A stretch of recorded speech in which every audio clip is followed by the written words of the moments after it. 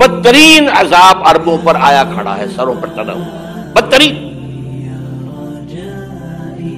ایسی جنگ ہونی ہے الملحمۃ العظمیٰ، جس کو کہ میں بھی آپ کے گواہی پیش کر دوں گا، جسے کہا گیا ہے دی لاسٹ کروسیڈ۔ بش نے بھی کروسیڈ کا لفظ بول دیا تھا، پھر واپس لیا اس نے۔ نکل جاتی ہے جس کے منہ سے سچی بات مستی میں، فقیہ مصلحت بین سے اور ہندے بادہ خار اچھا، کروسیڈ کہہ کر پھر واپس لیا۔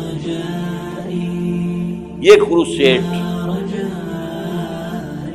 اس کے اوپر جس قدر نقصان ہونا ہے عربوں کا، گریٹر اسرائیل بنے گا، یہ عراق، شام، اردن، سعودی عرب کا کچھ شمالی علاقہ، ترکی کا جنوبی علاقہ، مصر کا صحرائے سینا، اور اس کے ساتھ ہی جو بہترین اس کا زرخیز ترین علاقہ ڈیلٹا آف نائل، یہ سب یہودیوں کے قبضے میں جائے گا۔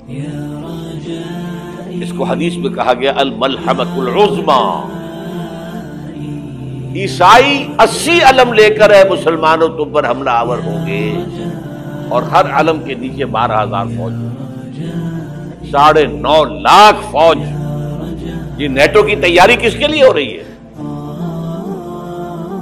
جب USSR کا خاتمہ ہوا تو پوچھا گیا تھا نیٹو چیف سے، اب کس لیے؟ تمہارا وہ دشمن تو ختم ہو گیا، اب ہمیں اسلامک فنڈامنٹلزم سے نمٹنا ہے۔ جانتے ہیں خطرہ یہی ہے،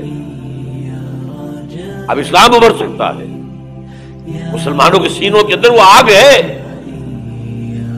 اوپر خاک اس طرح آ گیا ہے، تمہیں اٹھانا بیٹھنا، یہ اندر تو انگارہ ہے، اوپر سے راکھ ہے، اسے دھوکہ نہ کھا جانا ان کے دلوں کے اندر۔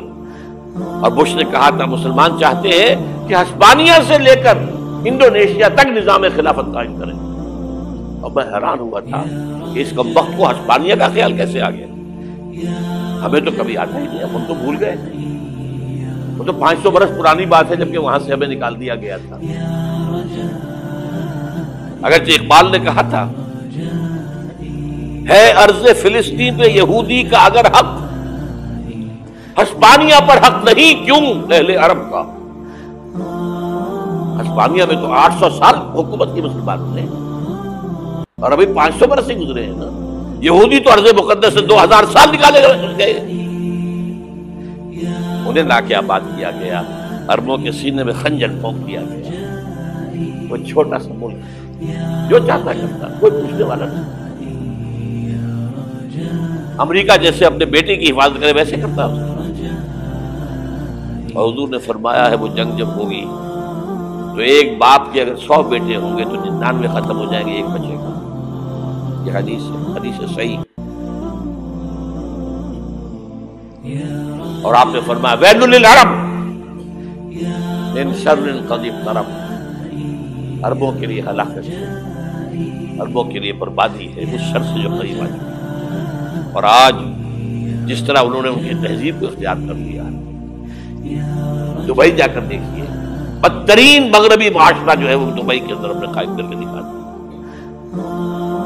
اب سعودی عرب اس راستے پر بڑھ رہا ہے، اور اس کے بعد نمبر 2 پر جو ہے ہم پاکستان ہیں۔ لیکن میں اس کے پہلی بات جو کہہ رہا ہوں وہ تو یقینی ہے، اس میں تو احادیث صحیحہ موجود ہے۔ اگرچہ اس کے بعد پانسا پلٹے گا، پھر حضرت مہدی کا ظہور ہوگا، حضرت عیسیٰ کا نزول ہوگا، اور وہ گریٹر اسرائیل گریٹر گریو یارڈ بنے گا یہودیوں کا، ایک ایک یہودی قتل ہوگا اور دفن ہوگا۔ یہ بات میں ہونا ہے، میں پہلی بات بات کر رہا ہوں۔ وہ پانسا پلٹے گا جب پلٹے گا، ابھی جو سامنے ہے وہ کیا ہے؟ اس ملحمۃ العظمیٰ کہا حضور نے، جسے آرمگیڈون کہتے ہیں عیسائی۔ آرمگیڈون کی اگر کہیں جا کر آپ دیکھیں گے، آپ ڈکشنری میں مانی کیا لکھا ہے؟ A very big war which will be fought between the forces of evil and good before the end of this world۔ اس دنیا کے خاتمے سے پہلے خیر اور شر کی قوتوں کے درمیان بہت بڑی جنگ ہوگی۔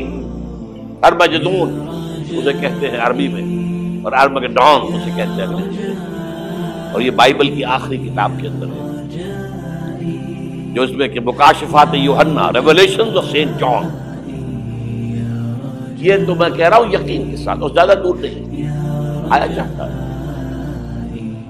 اس لیے کہ یہودیوں کا اور عیسائی جو کنزرویٹوز ہیں، نیو کنزرویٹوز، ان کا 5 نکاتی ایجنڈا ہے متفق علیہ، جس کے تحت کہ یہ جنگ صلیبی شروع کی گئی.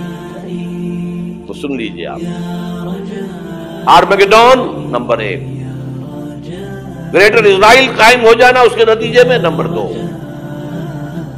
مسجد اقصی اور قبۃ الصغریٰ کو گرانا نمبر 3، وہاں 3rd ٹیمپل، وہ مسجد جو حضرت سلیمان نے بنائی تھی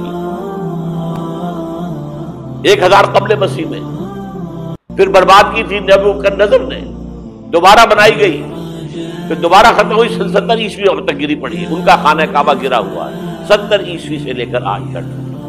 ایک دیوار ہے ویلنگ وال، جہاں جاتے ہیں، روتے ہیں، پیٹتے ہیں، باتیں کرتے ہیں، وہاں وہ بنے گا 3rd ٹیمپل. اور نمبر 4، اس میں لا کر رکھا جائے گا تخت حضرت داؤد کا. یہ تخت کہاں ہے اس وقت؟ یہ لندن شریف کے اندر جو ان کی پارلیمنٹ کا جو چرچ ہے، ویسٹ منسٹر ایبے، اس میں رکھا ہوا ہے. ایک پتھر تھا جس پر بٹھا کر حضرت داؤد کی تاج پوشی ہوئی، پھر حضرت سلیمان کی ہوئی، پھر وہ پتھر رکھ دیا گیا جب حضرت سلیمان نے بنایا ہیکل مسجد اقصی، وہاں رہا وہ. ہر بادشاہ جو تھا یہودی اسی کے اوپر بٹھا کر اس کی تاج پوشی ہوتی.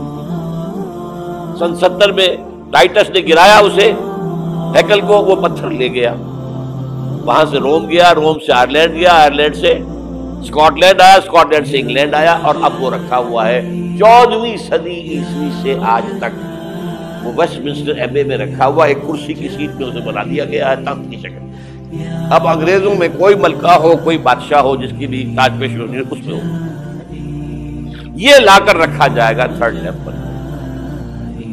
اور اس پر یہودیوں کے خیال کے مطابق ان کا مسیحا آئے گا جو مسیح دجال ہوگا. عیسائیوں کے خیال کے مطابق حضرت عیسیٰ آئیں گے، وہ ہمارا بھی خیال ہے حضرت عیسیٰ آئیں گے علیہ السلام. ہمارا یہ تو بات کی بات ہے نا. اس وقت جو میں عرض کر رہا ہوں، عربوں پر بہت بڑا عذاب، اور پاکستان کا معاملہ بنتا ہی ہے، میں یقین سے نہیں کہہ سکتا. ہینگنگ ان دی بیلنس، ہو سکتا ہے اللہ تعالیٰ ہم پر رحم فرمائے، ہو سکتا ہے، اگرچہ اس کی کچھ شرائط ہو. چمن کے مالک اگر بنا لے موافق اپنا شعار، اب بھی چمن میں آ سکتی ہے پلٹ کر چمن سے روٹھی بہار. اب ہو سکتا ہے، اور یہ بھی ہو سکتا ہے کہ اللہ تعالیٰ نے معجزانہ طور پر ہمیں ملک دیا، ہم نے اللہ سے بدعہدی کی، وعدہ خلافی کی، غداری کی، لہذا سزا دی جائے اور ہم سے یہ ملک چھین لیا جائے. It's just possible. دور نہ سمجھے، اس انہونی بات نہ سمجھے.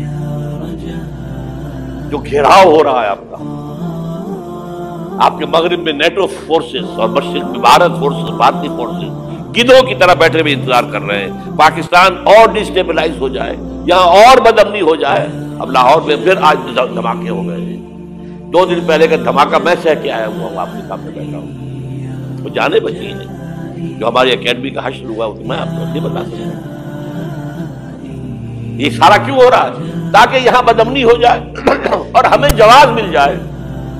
مغرب سے نیٹو فورسز داخل ہو جائیں، مشرق سے بھارتی فورسز آ جائیں، اور ہمارے ایٹمی دام توڑ کر اور پھر ہمیں بھارت کے سامنے ڈال دیا جائے. نا ڈو ایز یو لائک.